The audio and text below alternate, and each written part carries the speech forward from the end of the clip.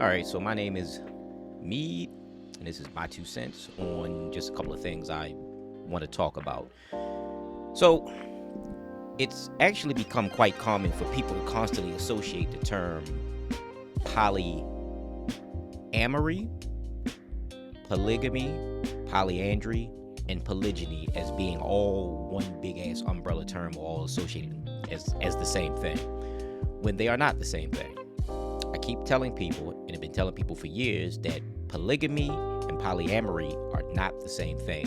Polyamory is a new term that got created in the early 1990s as a means to try to push more sexual fluidity, right? Now, from an illustrative point, I want to make this known. So if I jump over to this screen here, right, we've got a chart on polygamy, because it's always best to see things illustrated to get a point across.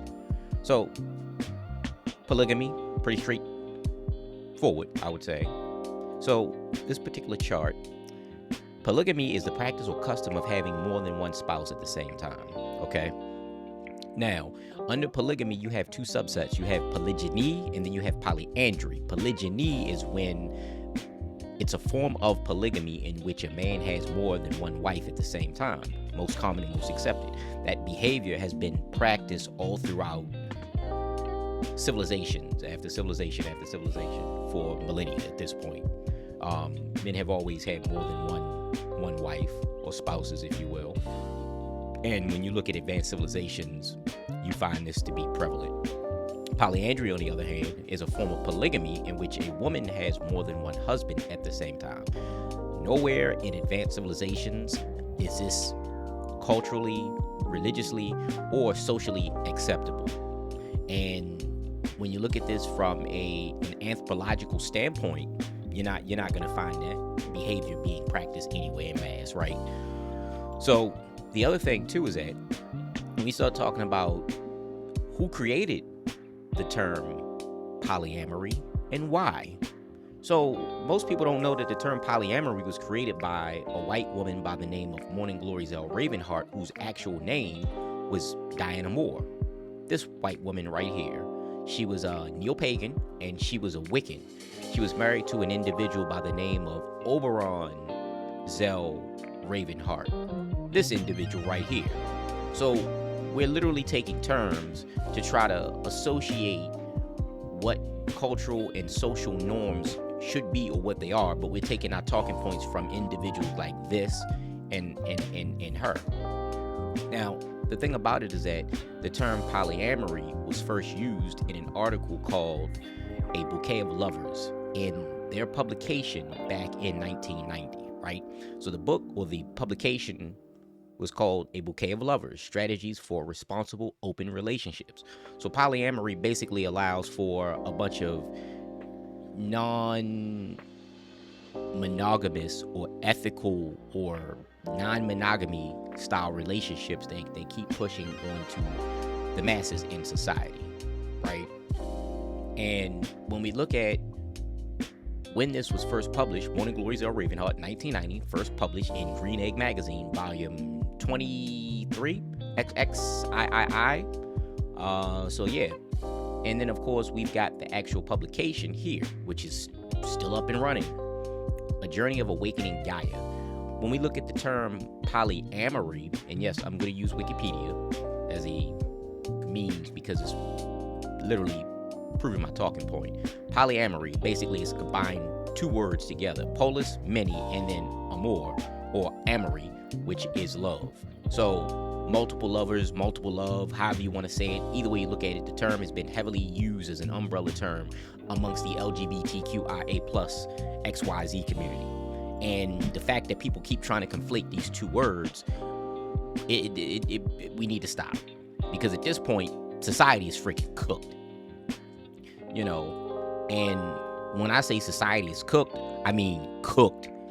We keep using these freaking terms that we don't know what the definitions of them are, what the motive is, whether there's a hidden agenda, what the entire justification is, but I can't co-sign this nonsense, and you shouldn't either. And this is why I keep saying people really, really need to stop using terms that they don't understand the definitions of or have a true in-depth understanding of. When you start dealing with propaganda, we start dealing with the Tavistock Institute social engineering the masses, intentionally using these drip campaign methods where they hit you a little bit until over time you become so desensitized, you've become numb and immune to hearing certain things. But again, people keep missing the buck that polygamy, polygyny, polyandry, and polyamory are not all the same thing. Polygamy has two terms. It's an umbrella word for two representations of two terms, as I will reiterate once more. Polyamory is some new made up shit that they keep trying to push as normal, but it's not. Or they're pushing this ethical non-monogamous crap. They've got terms like this polyfidelity. That's where the partners in the group agree not to have sexual or romantic relationships with people who are not in the group. Then we've got this triad or triad thing where it involves three people who are all dating one another. Also, they call it a throuple or something like that. Then, of course, you've got a quad, which is similar to a triad, or quad is a relationship involving four more people who are all dating one another. And then, of course, we've got the newer term called the V or V relationship, where one person's dating two different people, but the two people are not dating one another. So, it really is all about more confusion, more sexually degenerate and sexually perverted behaviors. You start dealing with all this gender fluidity and mass confusion with the agape love. We've got, the Greco-Roman degeneracy that's being continually pushed onto our society as if it's somehow normal when it's not. And then to kind of go back and illustrate once again, this is what they're trying to push as normal. You got old boy up here with his little pink hat on and his pink shirt, painted fingernails.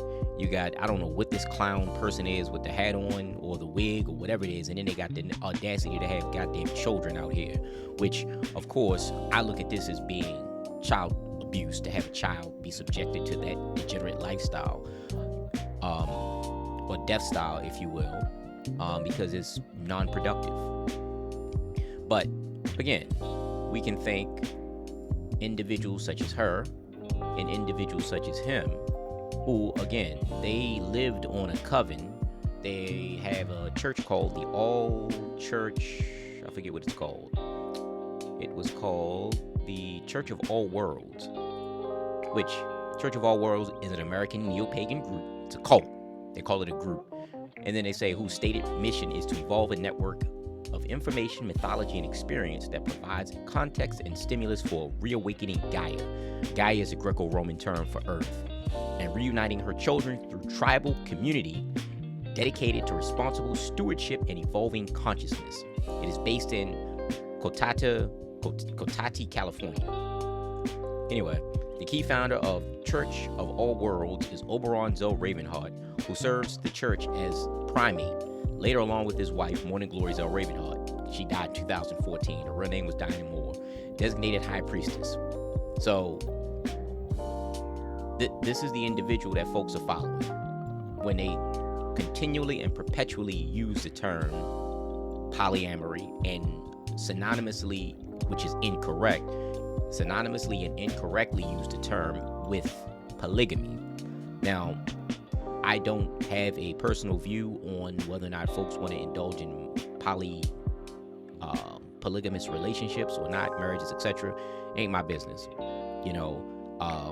In certain circumstances, I can see where it would be necessary, especially given the fact that women outnumber men. So if every man were married to a woman, there would still be an excess of millions of women left over with no mate. I'm not going to use the term partner, because that term partner is another term that has been pushed by the LGBTQIA community to kind of blur the lines between what a man's responsibility is in a relationship and what a woman's responsibility is in a relationship. And you say, we're equal partners. Well, men and women aren't equal, because biologically speaking, women are different than men. And biologically speaking, men are different than women. It's called nature. Don't like it? Not my problem. You know, some stuff we got to deal with in terms of dealing with the goddamn truth pertaining to what's what, you know. And when people ask me what my position is, I'm going to tell you. But, you know, from a polygamous, polyamorous, polygyny, polyandry standpoint, I can see how it would all be confusing, you know, because it would be confusing to me if I didn't actually study some of this stuff. But yeah, that's my 2 cents on that.